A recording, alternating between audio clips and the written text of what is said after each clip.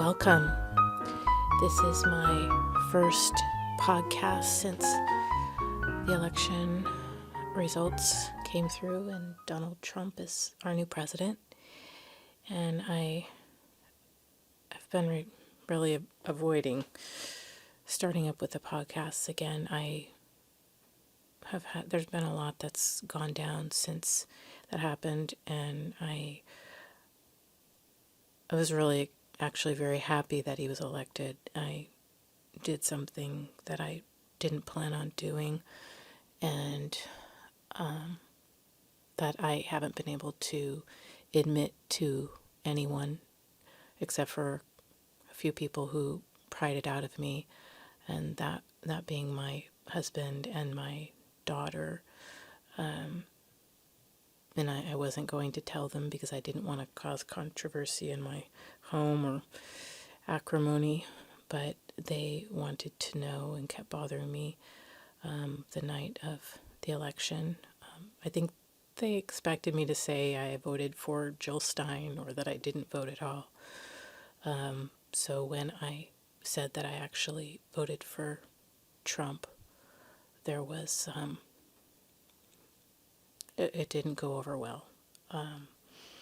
Anyway, so that was very difficult, and I imagine that I've been reflecting on it for the past, almost 2 weeks, or I don't know, how long has it been 11 days or something. I've been reflecting on kind of just the disaster that's taken place in my own home, and wondering kind of what that means just for the country.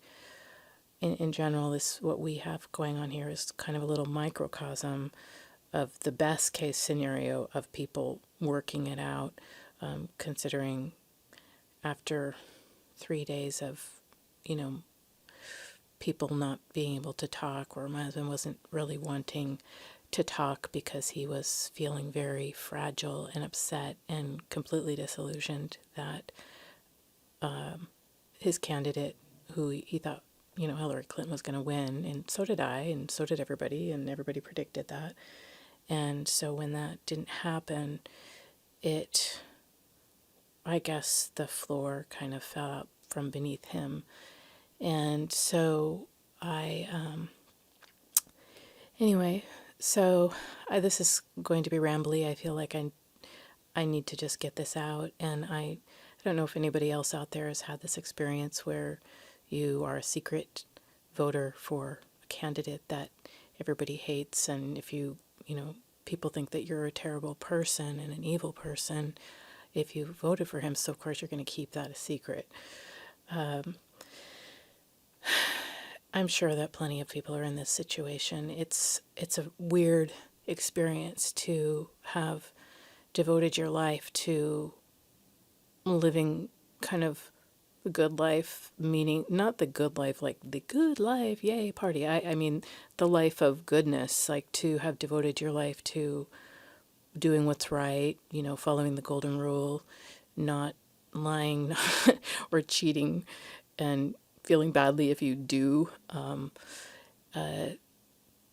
caring for other people, trying to, live, I guess, a moral life, and to find yourself having to vote for a candidate who you think is the lesser of two evils. I'm not saying that Trump won't do good things. I'm excited about what he might possibly be able to pull off. I really am.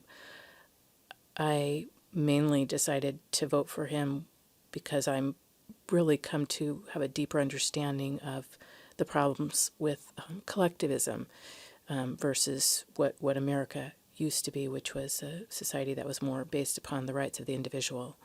And I'm a classical liberal, but I guess now that I have voted for Donald Trump that I'm not considered a liberal anymore. But I'm kind of worried because just wondering how this is all going to play out. So, but I'm not going to give up. I'm mostly just trying to sit with this and And I don't even know if I have a lot of comfort for people in this podcast. The only reason why I'm doing it is because my husband told me he was losing respect for me because I wasn't getting down to my podcast, which kind of cracked me up because he totally lost respect for me for voting for Donald Trump and wouldn't talk to me for 3 days until I made him turkey salad, soup, and was really nice to him and didn't get reactive one time, and just told him I just wanted to be there for him in all of his sorrow and sadness, that his country wasn't what he thought it was.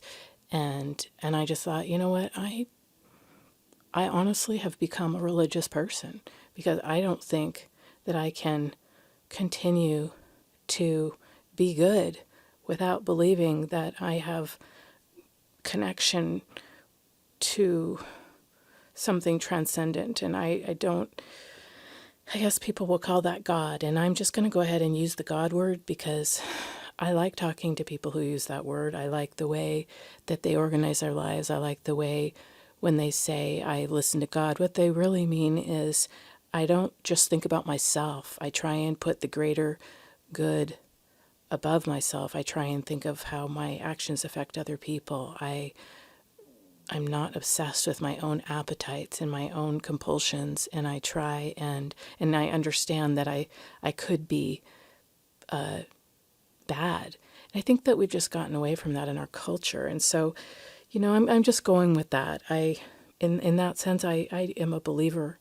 I am a believer. I have become a believer in the past number of years, and I'm trying to live that out.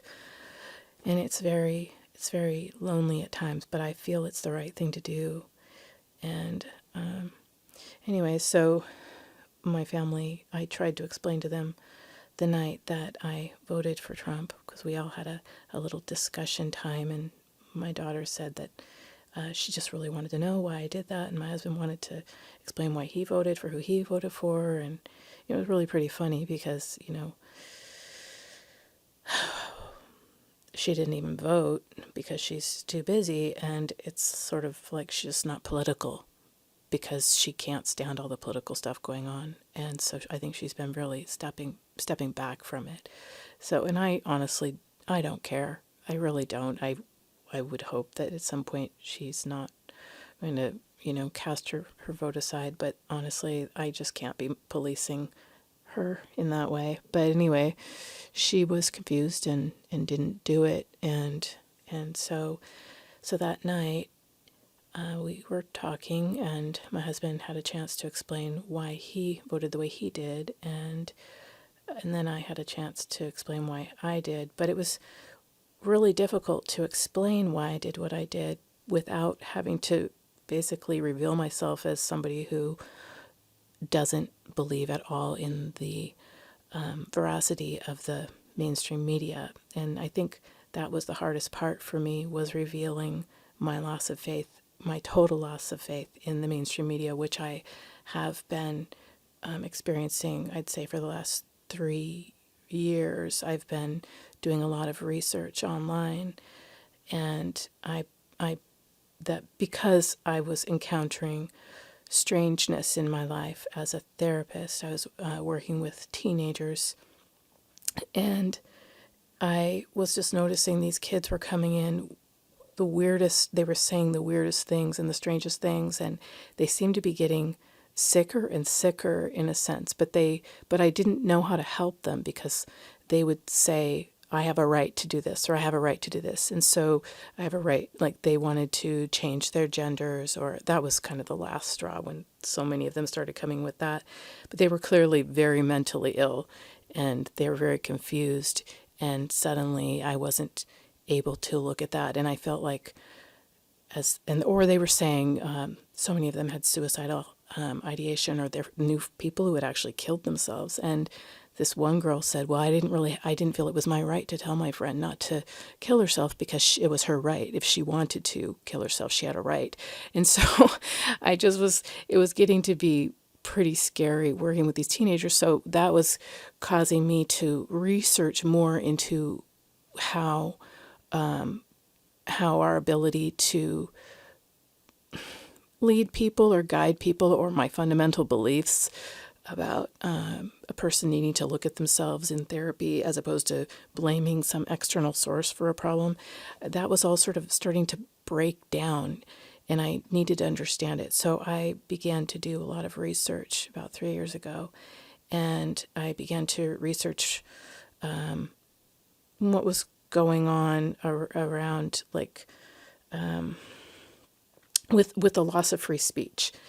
And so many people were speaking out about it. And because that really resonated for me, because I noticed that when these things were happening with particularly transgender stuff started about 2 years ago, or like 2014, I believe it was, when it got to be really strong. And suddenly I just had so many kids coming in, and never had any of these kids come in before, saying that they felt that they were a different gender.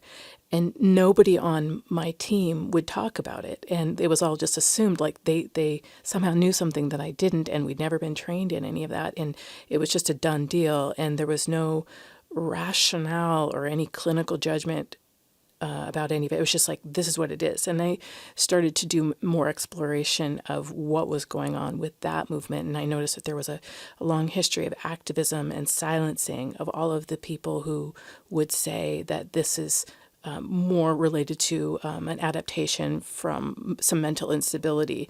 And so, and even now, even saying this in the podcast, I guess perhaps it's illegal.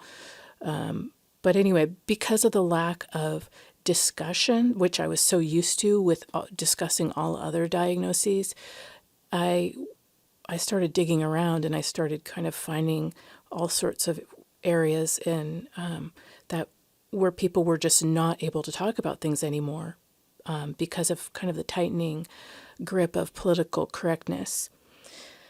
So I became sort of fascinated with this. And so I think in a way, my research, which I began in earnest, I'd say January 2013, I really just took off with my research, and I learned about how all sorts of things, like Ayaan Hirsi Ali, I learned that she was not welcome, and people were sanctioning her, and not at the bookstore. There was going to be a reading, I think in our city with her, and or she was in the news. I can't remember what it was. But somehow she was in the news, and I kind of learned the story about how the left had kind of turned against her because she was speaking out against Islam.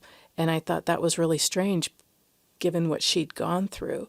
And so that was kind of a connection for me. And then one thing led to the next, and I even began to wonder at that point, that was 2013, I remember thinking, I don't even know if I would be considered a liberal now. I mean, it was coming clear to me that something like my thinking necessarily wasn't changing at all, but what was considered liberal was that you had to go along with these certain ways of thinking about things that were sort of received wisdom. And that seemed so strange to me. So, of course, I would become very curious because as a liberal person, I'd always heard that you listen to both sides, and people are able to talk it out, and that's the way we do things. But that was going away.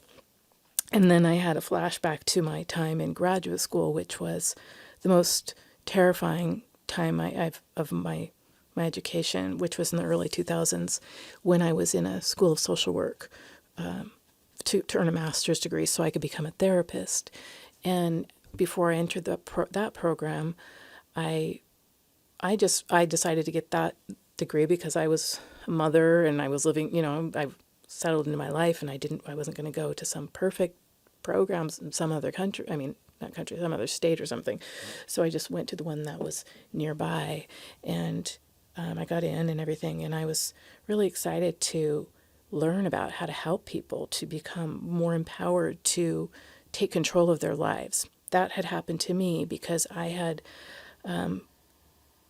grown up working class, and I'd had the trauma of loss of, my father's death, and my mom was sick and things like that. So I had some trauma that kind of, I think, trauma sort of on top of maybe not believing that I was, destined to become an educated person or whatever. But I really wanted to be as I got older. But anyway, I, so I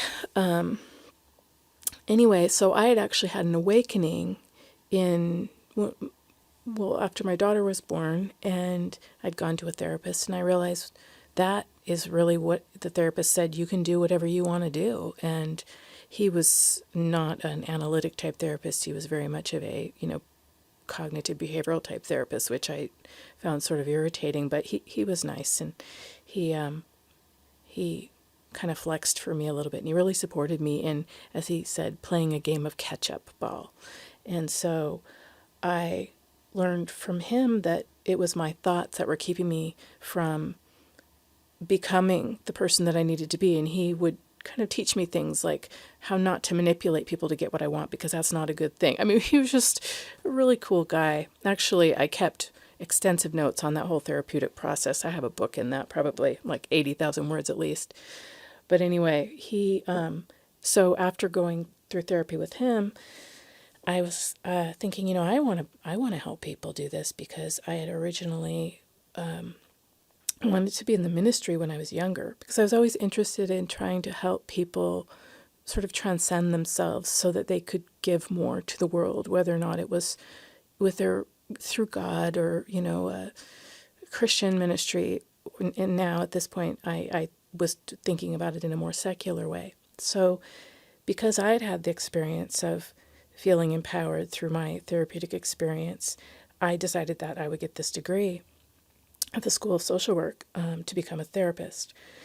And right away, the first couple weeks of the program, it was the early 2000s, they put us all, it was the whole social justice, I didn't even know what social justice was, but it was the whole social justice critical theory program where they for the first 3 weeks, we had massive amounts of reading, and we were put in, it was sort of like a re-education time. And so I go in there thinking, wow, I'm going to be back in college. It's going to be great. And I'm going to meet other people who want to, strengthen others and empower people to become kind of who they're supposed to be so that they can make the world a better place and all that. And anyway, but what happened was we were streamed and put into all of these different groups. And I was put into the oppressor ally category, except for being a woman, but mostly it was,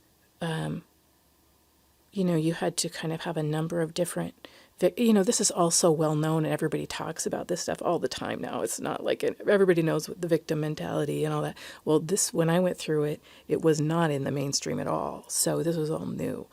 And so within a week or so, if you couldn't just swallow everything they said and just take your position, if you couldn't do that very easily, then it was going to be pretty tough for you.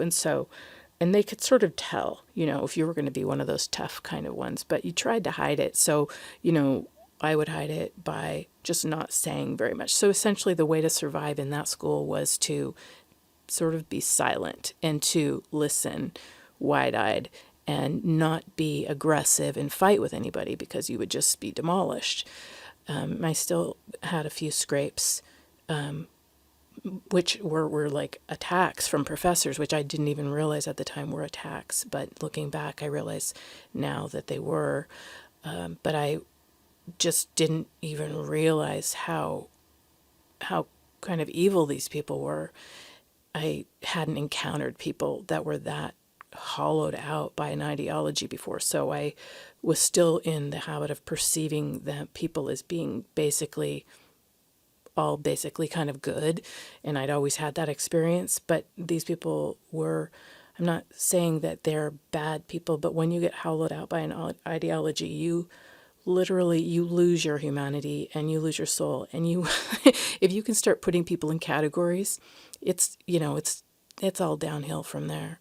And so I had experienced that. So I knew so that was the early 2000s, and I went through that, and it was just a really super traumatic time to always worry that somebody was mad at you or angry with you, or you would see the other kids who were The teachers really liked them because they were speaking the party line and they were younger and they were, they were the social justice warriors. And we didn't use the term social justice warrior back then, but that's what they were. And so that was just a sad experience, a demoralizing experience all around. But I worked through it and I got my degree, and I just needed that piece of paper so I could go out and begin to do my work in the world. And one other thing is that's where I learned that the heart of social justice work was that you're not there to like, they didn't like the kids who went through the clinical track to become therapists. They hated them. And they wanted you to go through they believed that everybody who was going through the program should be there to actually help become change agents and to get into institutions, to change institutions from the inside out. And so if you wanted to actually help individuals to change, then you were actually evil, because they felt that was blaming the victim and they thought it was ridiculous. And so I was already sort of outed as somebody who was on the clinical path, and it was a cohort probably of, I don't know, somewhere between 200 and 300 people, and the people in the clinical pathway or whatever it was, the track, it was a much smaller percentage of people who were doing the clinical track. So, and they tended to be a little bit, those students tended to be a little bit older. I was an older student. And so we were looked upon with suspicion that we weren't really fully invested in social justice. As a matter of fact, the school wouldn't have had a clinical track at all if it was up to the administration. And they may not now. I did get to know the clinical professor pretty well. I ended up working for him doing forensic work after I graduated. And he was sort of an interesting kind of guy. He was the only straight white male, I think, in the entire program. And he was a little odd himself. I mean, I think he kind of was not purely good, because I think he had some, I think he took advantage of the vulnerable clinical track students, myself being one. But he didn't fully take advantage of me, but I could see that he had a niche there. Anyway, he liked to work with sexual abuse survivors and things like that. So it's just, I always think it's interesting when, I don't know, I'm just, after all of the, I don't know, Pizzagate, which I started learning all about today, it just, I'm just feeling like, is this a conspiracy, whatever. But anyway, but all I'm realizing is that there's a lot of weirdness that goes on. People get lost. I think being lost is the norm. And I didn't used to think that. But I'm starting to realize that when your culture goes in such a weird direction as our culture has, which is it's going in a collectivist direction, it's to the benefit that we're all sort of lost. That's the whole point, to make us more and more confused. Everything, you can put everything into a category. Does this make a person more confused, or does this make a person more aligned with who they are? And I think that's what I started to realize, back to my situation with the teenagers and the therapy, is that my therapy was always about trying to get people more in alignment with who they were, so that they could live lives that were more coherent. And gradually I realized that my authority to do that was going away within the culture. So, because of your culture, just like the culture of the graduate school did not support that, right? And that seemed strange to me that they wouldn't support it. So I didn't learn hardly anything about how to be a therapist in graduate school. I had to learn that all after graduate school, mostly on my own, through my own reading, through taking some classes. But this profession it only has as much authority as the culture gives. And it took me a long time to realize that. So, but the hard thing is that people aren't mentally sound in collectivism. So that's become like this thing that I have to constantly wrap my mind around, is that like, for instance, this is just another example, and I'm sorry, I'm just going all over, but I started realizing, okay, so this was maybe, I don't know, 3 or 4 years ago.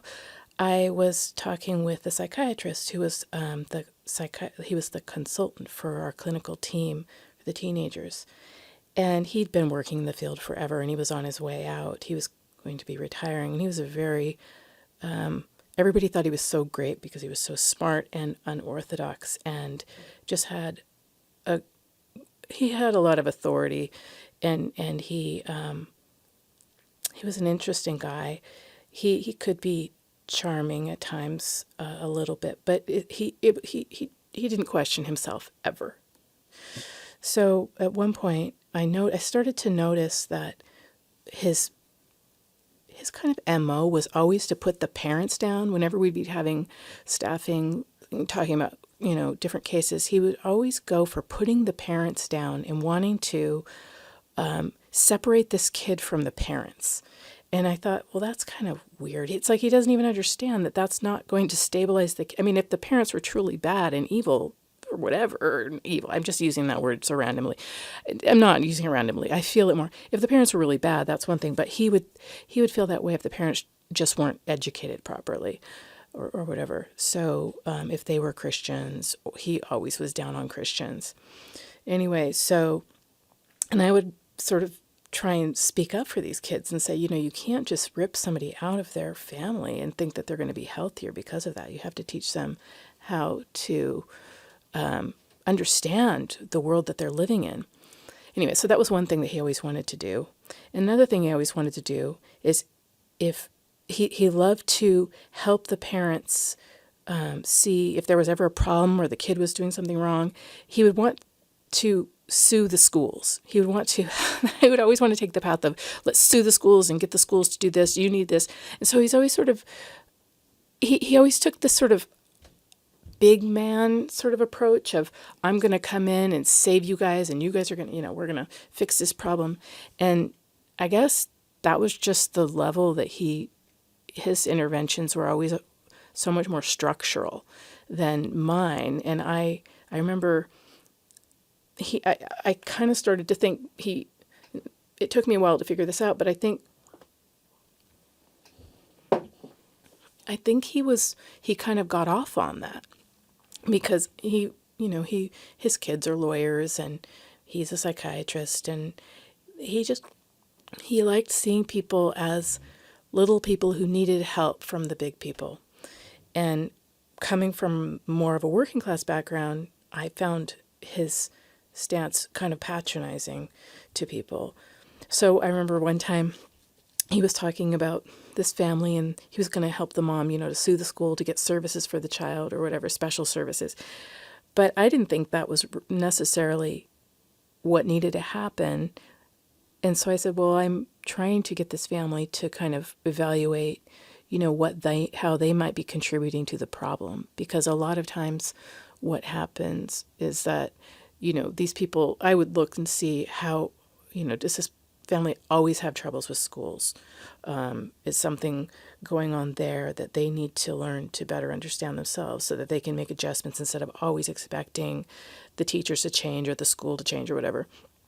And so in this one instance, I remember saying to him, my hope is that I'd like them to gain some awareness. If there is something that they're doing to contribute to the problem, I'd like them to be able to understand that so that they can modify their own behavior, and ultimately, they'll have, I believe, more strength than if somebody's always coming in from without and always reorganizing the system for them or jerry-rigging it so that they can remain, I don't know, I felt that it would keep my client underdeveloped or more powerless to always have somebody always changing something externally for them. So it was just sort of a philosophical moment between me and the psychiatrist. And I remember he was just very brash and loud, and he said, well, you're sounding like you're a member of the Tea Party. And he said this in front of my whole team, right? So there's about 10 of us. And at the time, I didn't even know who the Tea Party was or what the Tea Party was. I wasn't really reading up on that. But he was a very political person, and very, very left wing, and took a lot of pride in that.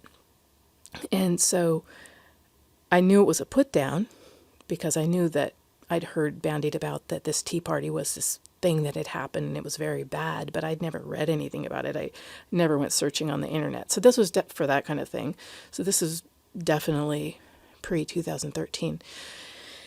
Anyway, so that, of course, got me to go start researching the Tea Party. It's so funny when people tell you, or put you down or something and say, you're not like this, or, it's like, then you want to go find out what that thing is.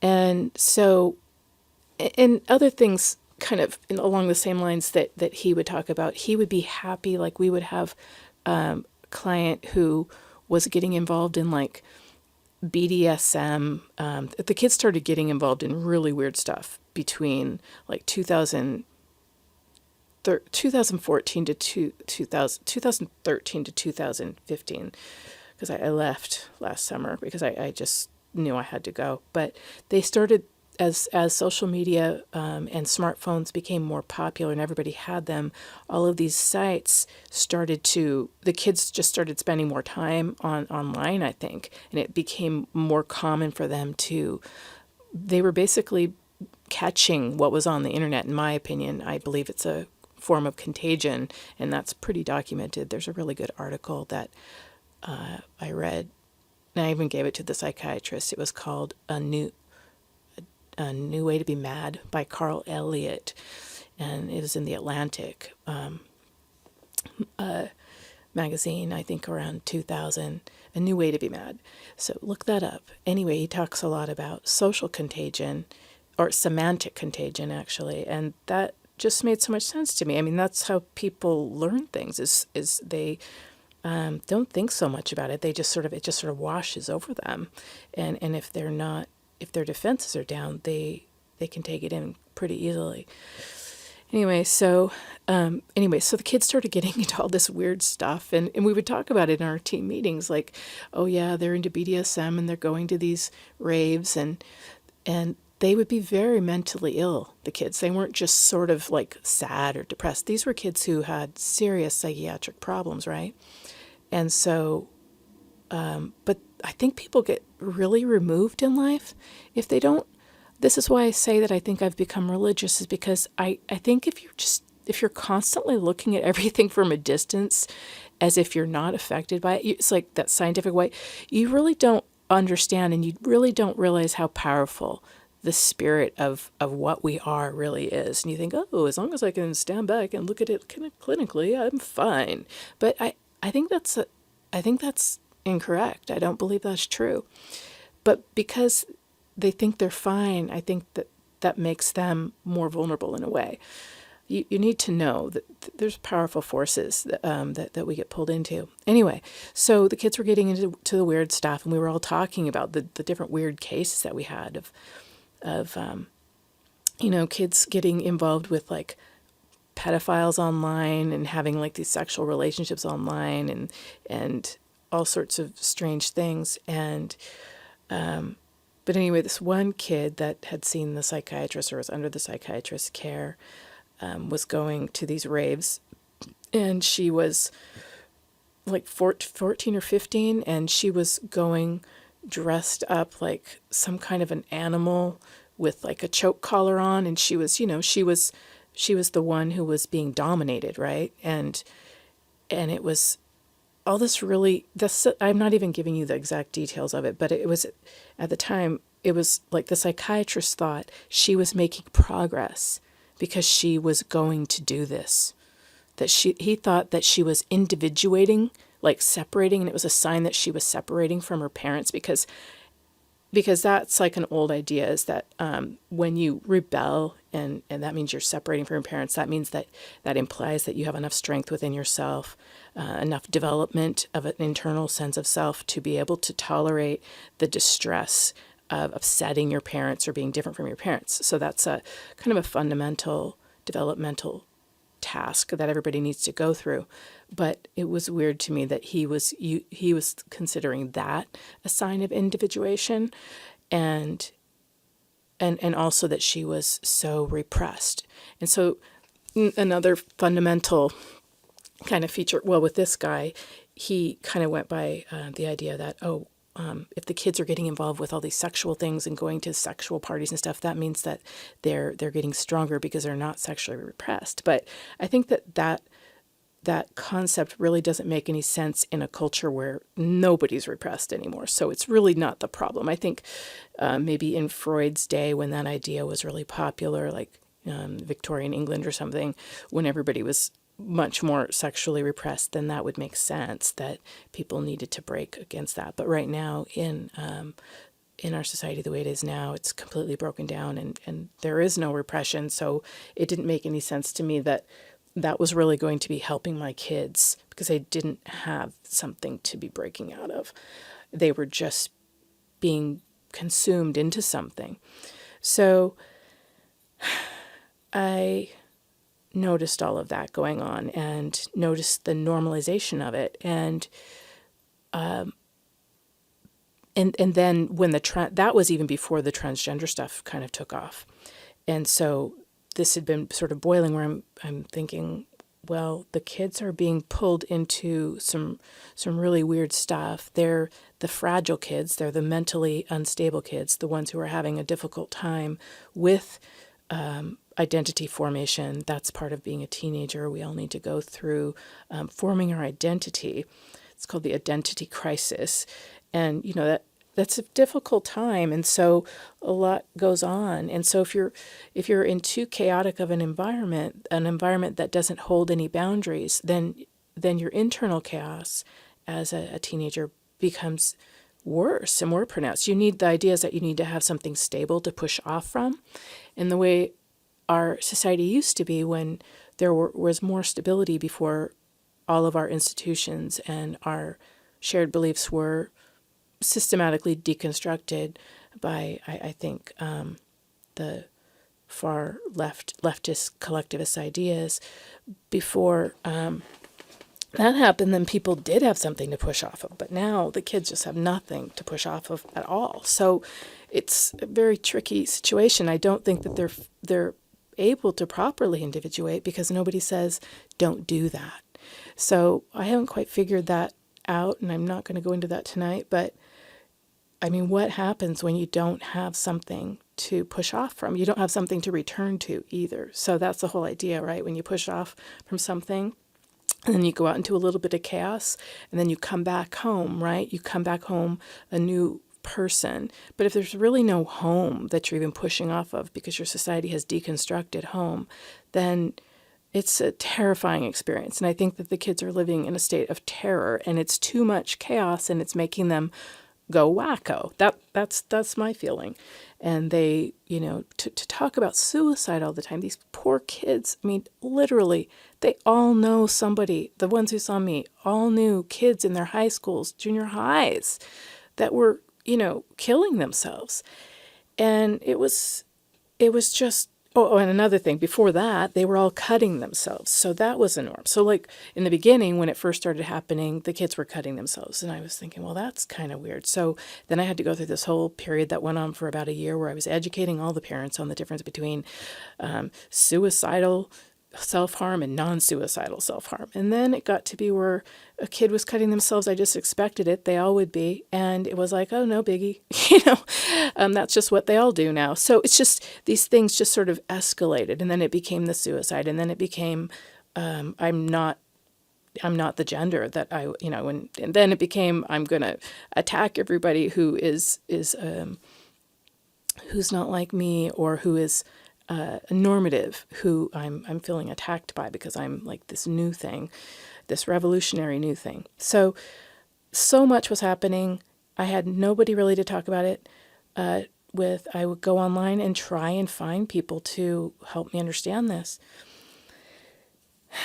So that got me, like I said, that gave me a very clear sense that something was very wrong in the culture, because when the children are being degraded this way, and then the people who are supposed to be helping them literally have really nothing to give them. I mean, essentially, the only thing that we could really give the kids was, how can I make you happy about what you've chosen to do?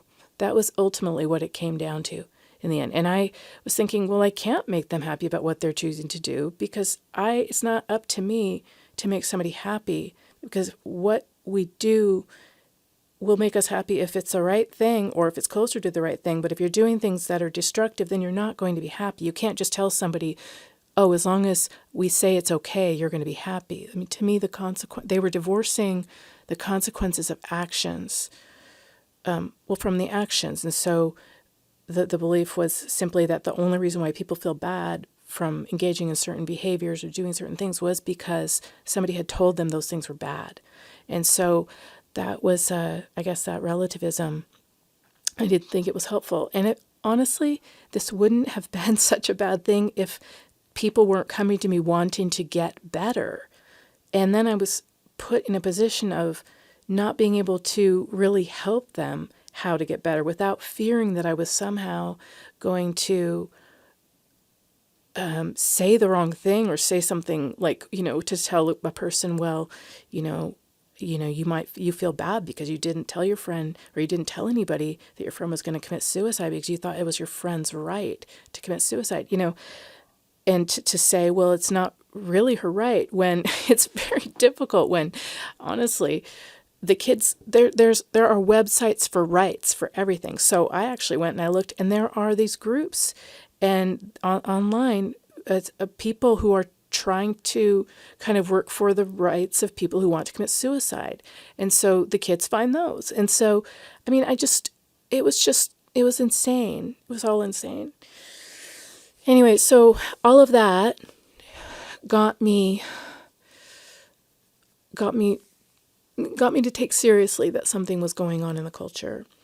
And I guess this is a long way of saying how one thing led to the next, and I was going down a different path than my husband was, because he was essentially, he wasn't faced with the same conflicts that I was faced with, so he didn't need to go searching for an understanding of what was happening. And I think I'm maybe more interested in that in general than he is, because he just has other interests. But anyway, so I tried to, throughout the years, say what I was, here and there, say, I'm learning about this and this doesn't make sense to me, or, but there was that, it caused so much division in our relationship, that I would stop talking about it, because I didn't want to be considered a conspiracy theorist, or somebody who was,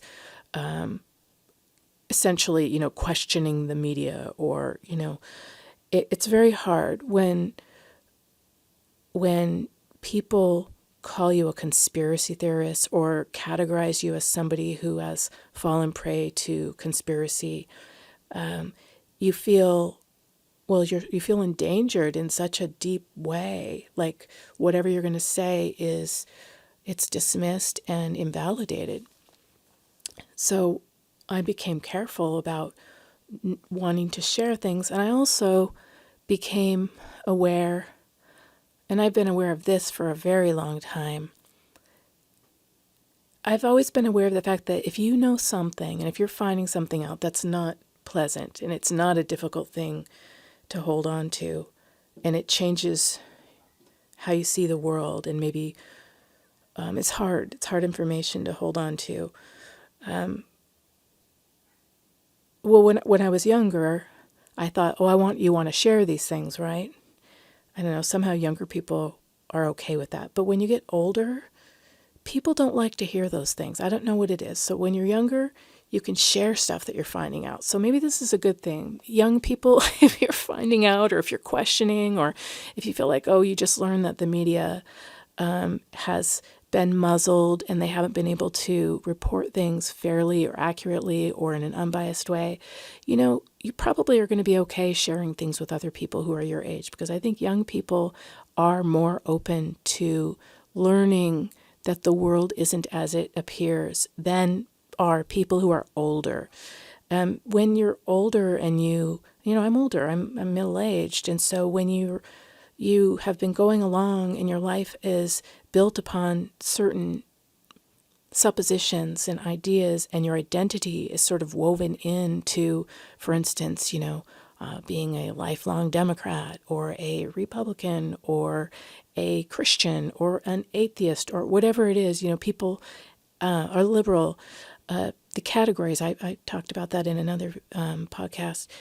It becomes very difficult to suddenly step back from those from that identity, which can override you, or people find you in that identity, right? So anyway, I think that's why I'm worried about right now is okay. So anyway, so I just want to let people know, if you're, not everybody's going to respond the way my husband did to the information that the world isn't necessarily as it seems. And like I said, I don't like telling people things like that.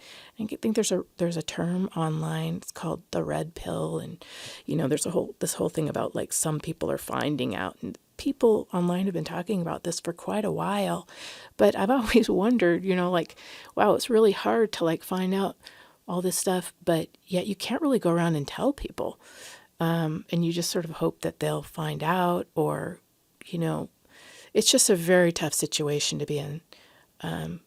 Like I said, you've gone into a realm where you've taken in enough information to be able to realize that things aren't necessarily as they appear, and that's a very difficult experience to translate to another person who hasn't gone through that experience and seen all the different pieces and lived with the falling out of each of those pieces. You know what I mean? Like every time I learned about something new that was sort of disillusioning to me, I lived with that for a while, and then I'd find out something new. So it took a long time for me to have things kind of sort of crumble and to go away, and for me to learn to stand without those suppositions being in place.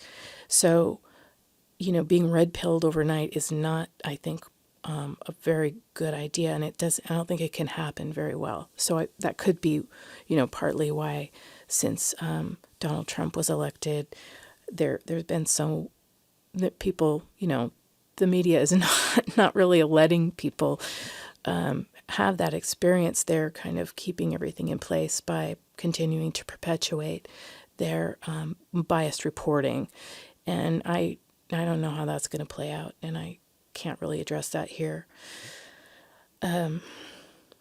So I guess what I'm trying to say is after all this research and all this stuff, I had no idea it was leading up to a Trump nomination or that Trump was going to be in the White House. My own experience of what's been happening, though, does seem to fit with what has happened, and that sort of freaks me out. I almost feel like I've been being prepared for this in a strange way. Not personally, meaning I wasn't being prepared. I was just following a current that was out there, and it kind of was a current that was part of this other thing that I didn't really realize. And I don't even know, I don't think it was part of Donald Trump, because he wasn't even running until, like 18 months ago or whatever. So, but he was picking up on that thing that I think I was picking up on. And I think that's what got him going. I think he knew that something was wrong, and somehow he rode that. And I was part of that. I was part of that, people kind of waking up underground. And it's been so lonely and so hard. And I'm not saying this to complain. I'm saying it just like I know that other people must feel this way. I don't belong to large circles. I mean, of people who are Trump voters, or it's not even, I don't even want to say we're categorized by that. I'm only using that because right now I'm feeling so threatened as somebody who is happy about this outcome, not because I'm not entirely worried. I'm very, very worried about what's going on, supremely worried. But I was very worried that things will continue in the direction that they were going with Obama's administration and Hillary continuing that, and Hillary Clinton.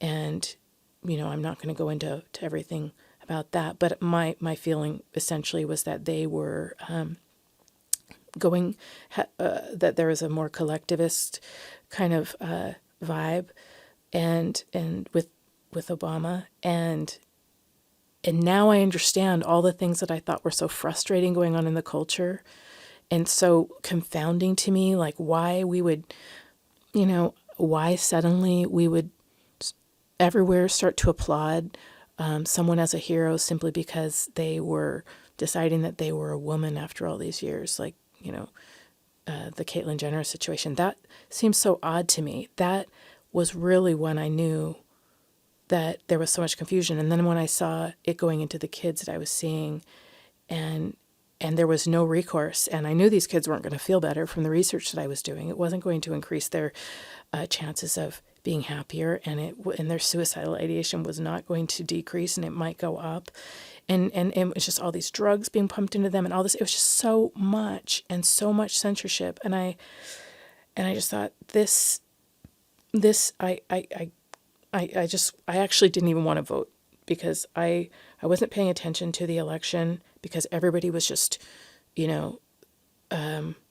talking about how Donald Trump was so terrible, and there were all these sound bites, and he was saying all these terrible things, and then there was Hillary Clinton. So I was like, well, what the hell am I going to do here? Because I know that I don't want Hillary Clinton because it's just a nightmare. I honestly feel that Obama was a wolf in sheep's clothing. I really, really do. And I could never admit that to anybody because everybody just loves him. And so it was just, I felt that, I read his books and I voted for him twice and I cried. And I was just so excited when I first heard him. I remember he was at the Democratic National Convention and I was stuck in traffic. And I remember crying in the traffic going, oh, I love what this man's saying about unifying our country and bringing unity. And it was just, my heart was just crying out for that, but it didn't turn out that way.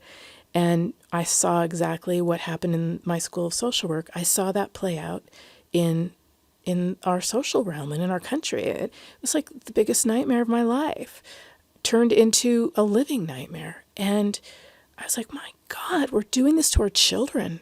What is going to happen to our country? We can't keep going down this path where people are yelling at each other and screaming at each other and there's violence and, you can't talk if you're this color and you can talk if you're that color and there's so much resentment and there is no understanding and there's no tolerance.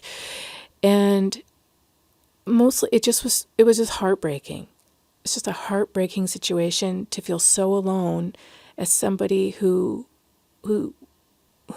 for whom the world used to feel so different. And then also to feel that you couldn't even be honest with your friends, and just that separation that you started to feel from people. One last thing, this other woman that I really did like her a lot. She was my boss and she was always very, very good to me when I worked with the teenagers. But she was literally, I came to realize she was sort of underwater or like in a fog, even though she just ended up getting promoted and promoted and promoted and promoted. And pretty soon she was running the whole place, like this huge outpatient clinic, even though she was supposedly a therapist when I first came. But she wouldn't even sit with the kids who were coming to see her. When I first saw her, she would be doing her work on the computer while the kids were in there. She would be doing everything. Here she's supposed to be helping the kids, but she had so much respect from everybody. Everybody loved her, and I'm even saying how much I loved her because she was just a nice, calm, measured person and always said everything. So, she was very interesting. Her kid went to an Ivy League school and all these sorts of things. He was special. And anyway, but I remember when I would talk to her about the kids or the cases, and this particularly one girl that had seen me who had been sexually abused online and fallen in love with this man, which from the time she was in junior high up until in high school. And she was really into BDSM and thought it was the liberated woman's way of being. And she was always going to, she was really into that. And so this woman, my supervisor, she was one of those really super detached people. And I thought she was so measured and I wanted to be like her and not fiery the way I am.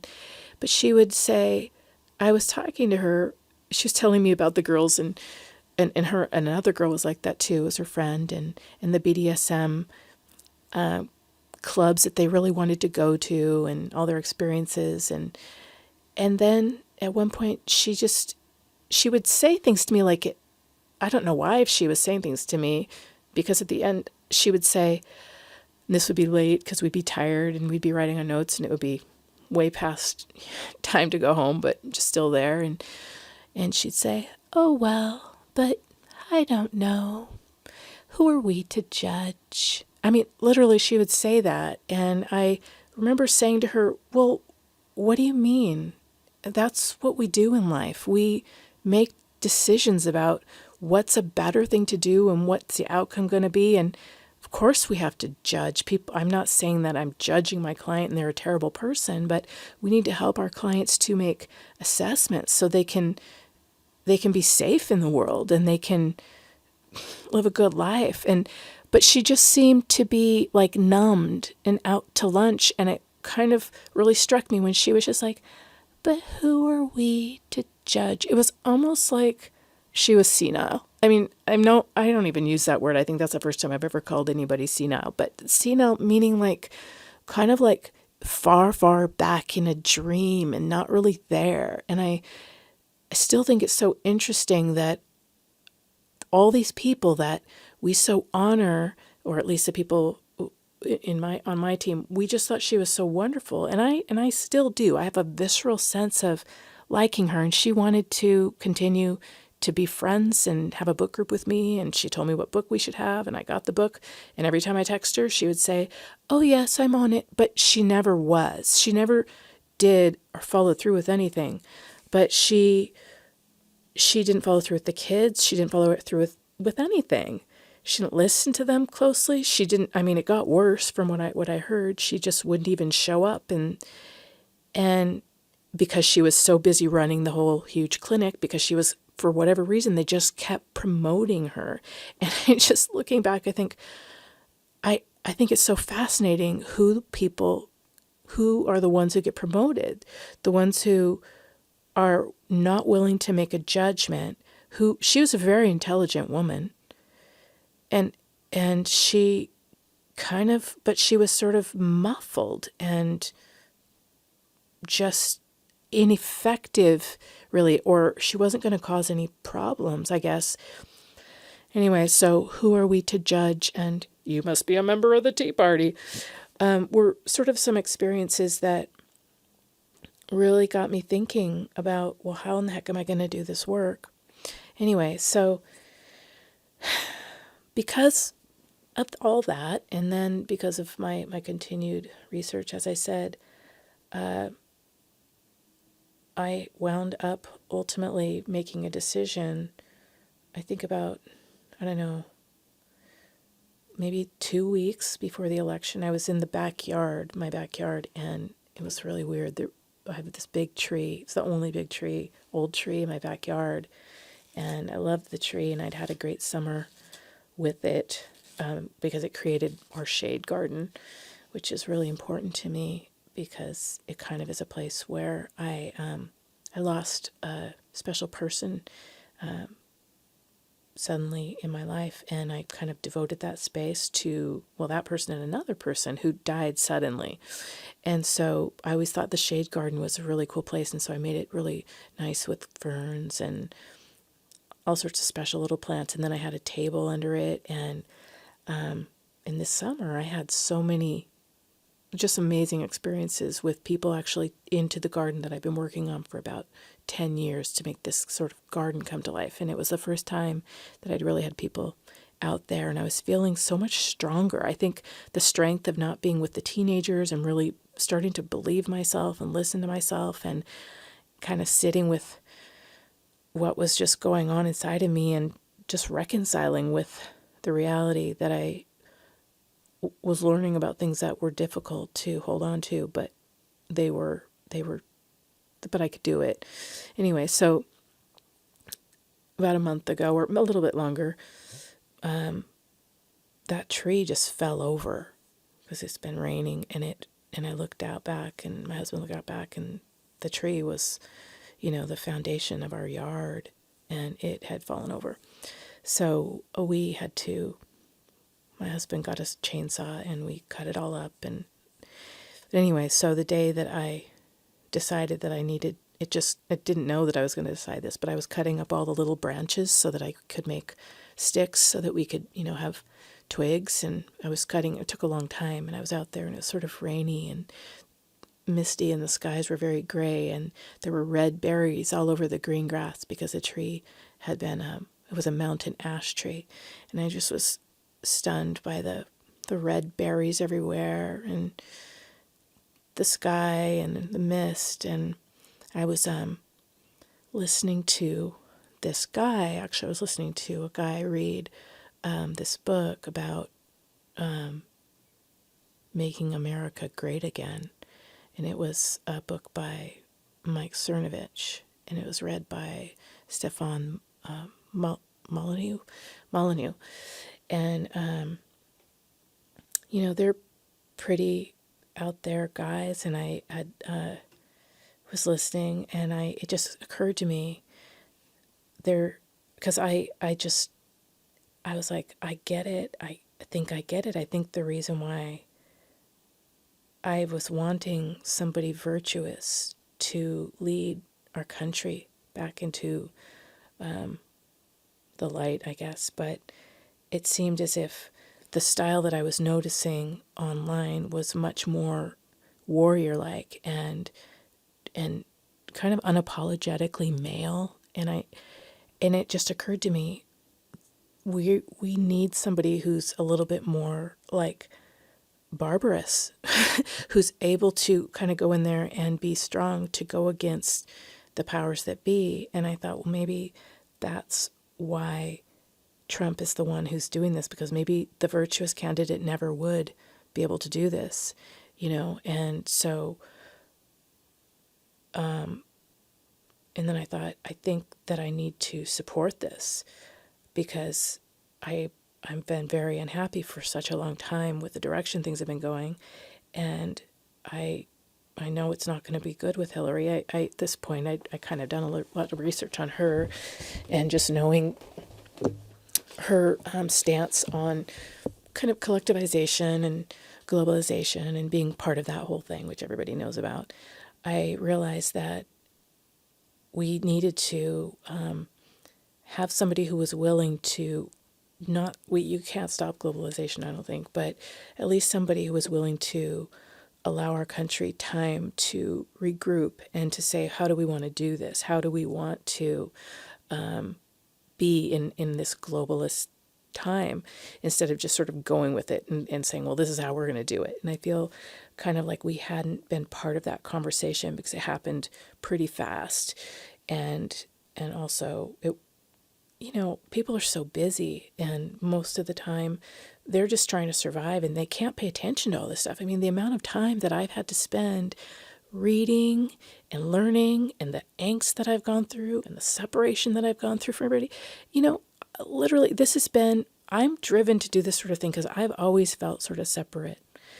So I think that I was sort of prepared for it, when you've gone through weird stuff when you're young, like losing my dad, my mom being the way she was, that always made me feel separate. So I was used to being kind of an outsider type person. Not that I would ever let on to that. I always behaved, I think, pretty, like I always overcompensated for that because I didn't want to be seen that way. But internally, I understood, I kind of was used to that position internally, psychically. That was just sort of a state that I could tolerate because I didn't have a choice but to tolerate it, because that's how my life went. So you can't, that's just how it is. When things like that happen, you can't help but have your world be shattered. And so when your world has been shattered, you have had to reconstruct your life. So you have an invented life and a life that's been reformed and refashioned, and that's always going to feel different than a life that's simply inherited that you are unconscious with. So an unconscious life can be a very strong life, and you can just lean into that. But when you construct your own life, it's like you're an inventor, and I had to reconstruct my life. So I was kind of used to having that sort of inventor kind of. Inventors are always more on the outside because you can never feel like on the inside. The people who inherit inventions are the ones who feel like they're on the inside, because the invention process is just, it's like you understand the contraption too well to ever fully feel that much comfort from it, if that makes any sense. It's the people who inherit your contraption that think it's so sound and secure. And so I am not an inheritor, I'm an inventor. So because of that being in my personality and that being in my experience, I think that I was kind of cut out for this kind of being on the outside, being more like a protector, being able to tolerate that outsiderness was something that I had in my life for so long. So when I started to do my research, it was probably a little bit more of the same. It was okay. So anyway, so I had that. And then I just went for it, and I embraced it, and I decided I'm going to vote for Trump. And it was something I really kind of kept to myself, like I said, until, and then I got on Twitter and I tried to like do some help for the last few weeks of just sort of encouraging people who were maybe on the fence. And because I really began to see that I had kept my head in the sand because I didn't want to deal with the fallout of not being part of something that I wasn't even really part of anyway, just appearing part of it. So that was really what it was about. I was appearing to be part of the status quo so that I could be safe. Like, nobody knows who I voted for. They're just going to assume that I voted for Hillary because I live where I live. Like, everybody assumes that. And so, even though I wasn't, so I think that you can get so used to just passing that, but it's a very unsatisfying place to be. I'm sorry, I hope I'm not spitting or anyway. So I feel like I'd just been passing for so long. When I decided to vote and make a choice, I felt like the paralysis that I'd had of being somebody who just is trying to pass, even though I'm learning all these things, my paralysis lifted and it felt great. And I got excited about the election, and I started learning more about what was going on in a way, whereas before, like I said, I wasn't learning so much about the election specifically. I was learning about all of the different pieces that led to Trump to be the option, if that makes any sense. But I wasn't watching the campaign trail or anything because I would just hear so many snippets and all sorts of things, and everybody's saying this is a terrible situation. I kind of decided that I was going to block that all out, and I just knew that it wasn't something that I needed to participate in, that it wasn't going to be helpful for that long of a period of time. I just didn't want to do it. So, but when I made the decision, the paralysis lifted, and that is an important piece to this, is that it's hard to make the decision because I paid a price, right? So when I came home and I had to tell my husband because he asked and I said I did, he was so disappointed and upset, and I felt expressing real disgust, and my daughter was very shocked too. And so, like I said, we had that long conversation where I had to kind of try and explain why I did what I did, but definitely look like a conspiracy theorist. And that went on for a number of hours. And then they went to bed, and I stayed in the kitchen with my dog, looking at Twitter and texting with my sister, who I know voted for Trump because she and her husband have been conservatives for a very long time. But so I texted with her, and she was letting me know what was going on. I wasn't even watching anything on the TV. I never do that. So I was just sitting there feeling like, well, I made my choice, and I voted with my conscience, and I did the best I could, and I was going to have to pay the price. So finally went to bed around 3, and I thought for sure he had won. He'd been called, and my dog was with me, and I had some wine, and I was shaking.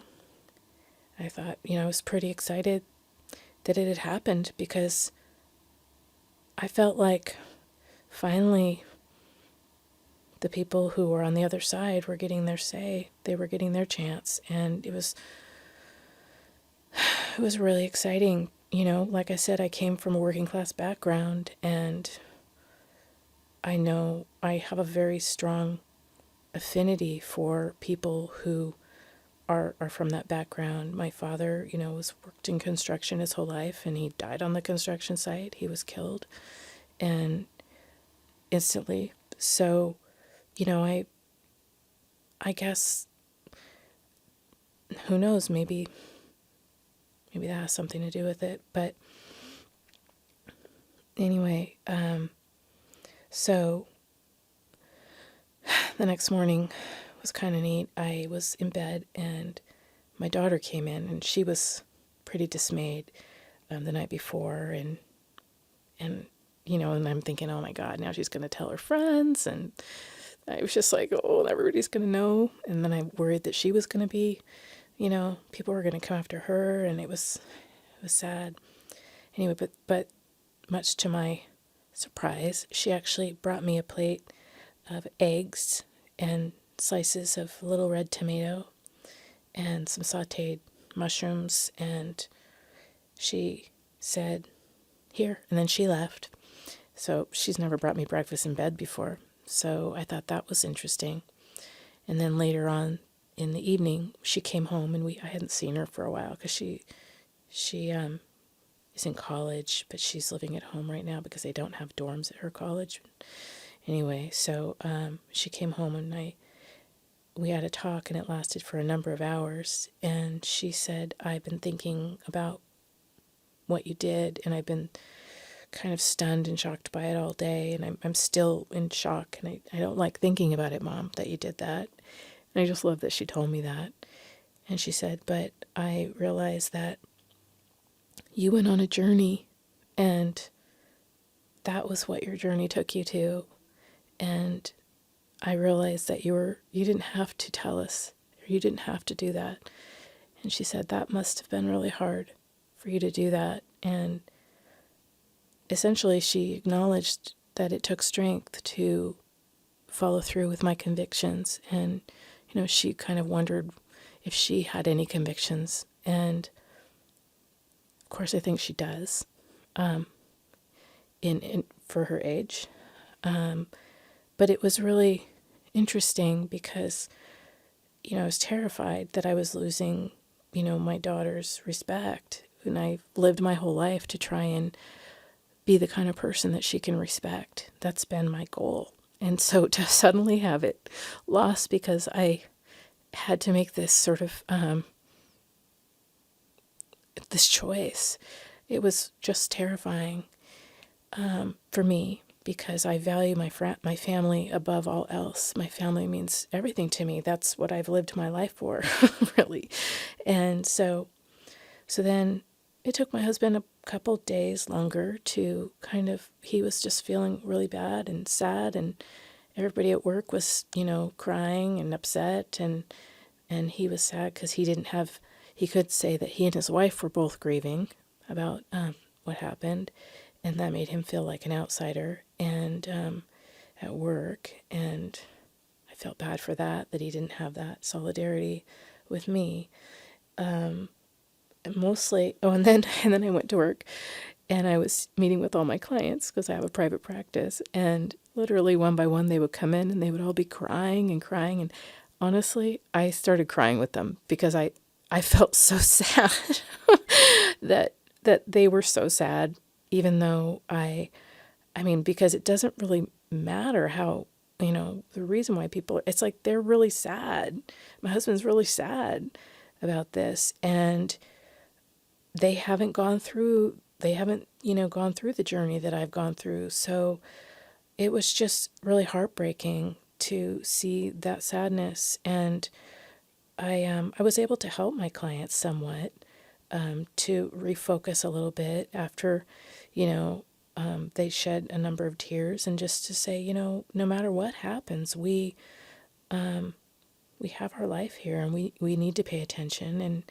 And, you know, some of my clients said some really cool things. Like one of them said she really wanted to get out of her bubble, and she realized that she was in a bubble. And I thought that was great. And another one said, after being really upset for quite a while, she said, I said something about, you know, people moving to another country or whatever. And she said, you can't go anywhere. There is no utopia. And I thought that was really kind of a cool thing for her to be able to realize, that there isn't a utopia. And so it turned out, I think I had one client who was a Trump supporter, which was sort of surprising. But and she talked a little bit about how it felt for her to be called names through hearing everybody call people who voted for Trump names, and how it was made her feel a little bit unsafe. But all of her family are conservatives, so she's got a lot of support. But still, it's been an interesting time. So there's that going on, and finally I kind of decided at my home to, you know, I just really feel like my husband and I finally were able just to kind of bring some normalcy back after about 4 days, and, you know, making some food like I always do, and just listening. And he's not reading anything now. He was reading the news, but now he's not reading anything, and he's like listening to lectures and finding other sources of information, which is really great, and getting into some of his projects that he really wants to do. And I just think it takes people time to adjust to this change.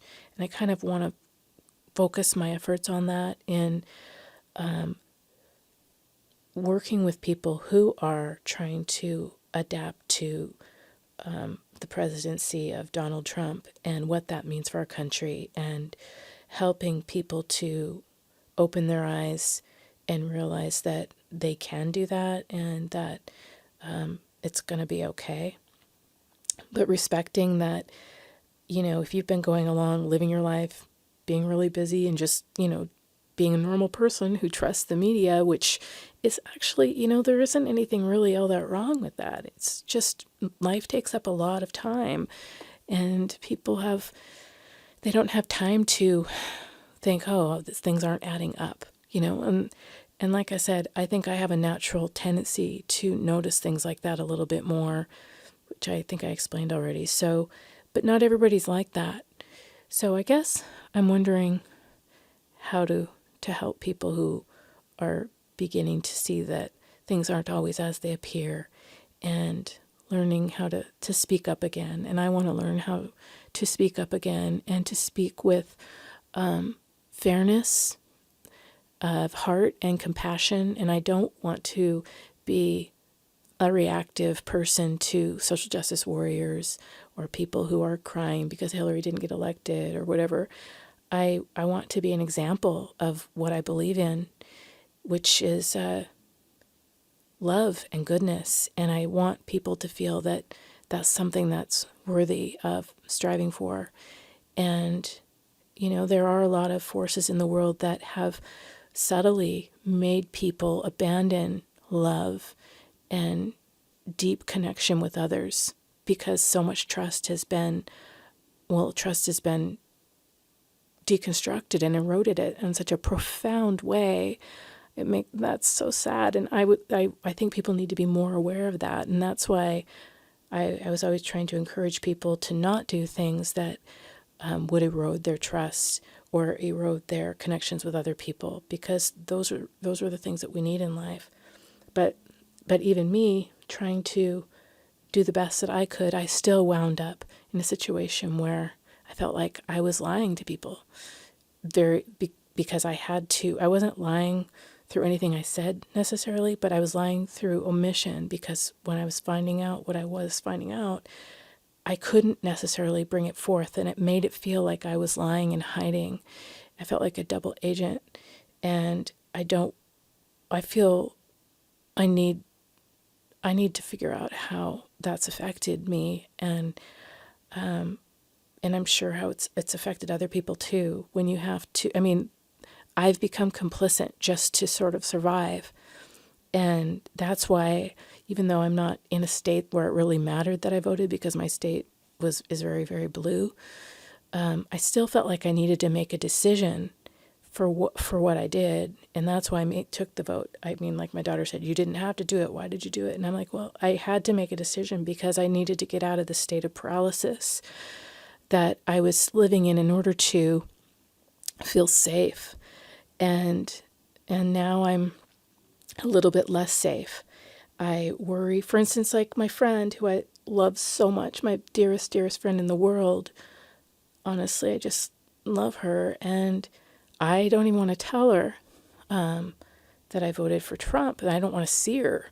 I've been like avoiding her because I'm worried that she'll think that I'm crazy, and that she'll think that I hate gay people or something. So, because she's gay. So, but to me, this was so beyond any of the identity politics type stuff, which I think is cancer, like Milo says. I've believed that for a long time, as I've already discussed. So to me, but I feel like I need to explain that to all these people because they don't get it. They're still in that place of thinking this is about, well, identity politics, or, Trump didn't say the right thing about, women or whatever. To me, this was so far beyond that. We're so far beyond that. And I had to make that choice, and that's where I'm at. And I think I'm done. I am done. I'm really glad that I said all that I did. If anybody has anything that they want to add, please feel free to do so in the comments. And I'm going to try and continue with these podcasts and being as honest as I can. And wish me luck.